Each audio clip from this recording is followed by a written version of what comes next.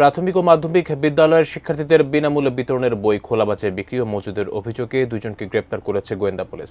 গতরাতে রাজধানীর বাংলা বাজার থেকে তাদের গ্রেপ্তার করা হয় বলে জানান যুগ্ম কমিশনার মোহাম্মদ নাসিরুল ইসলাম। ডিএমপির মিডিয়া সেন্টারের সংবাদ সম্মেলনে তিনি জানান তাদের কাছ থেকে 10,000 বই উদ্ধার করা হয়েছে।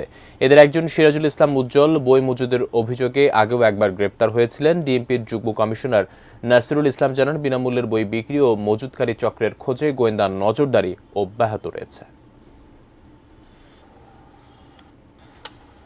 যেখানে একটা চক্র আছে, যে চক্র পরিবহনের সময় যে বইগুলো নিয়ে যায় সেখান থেকে অতিরিক্ত যে বই সেই বইগুলো ফেরত এনে খোলা বাজারে তারা বিক্রি করে এবং খোলা বাজারে এই যে অসাধু চক্র তারা সেখানে জমা রেখে পরবর্তীতে তারা বিভিন্ন জায়গায় সেটা উচ্চ দরে বিক্রি করে থাকে। যারাই এটার সাথে সংশ্লিষ্ট থাকুক, যে মুদ্রণ প্রেস থেকে আসুক, সেখানেও আমরা আমাদের অভিযান অব্যাহত রাখবো।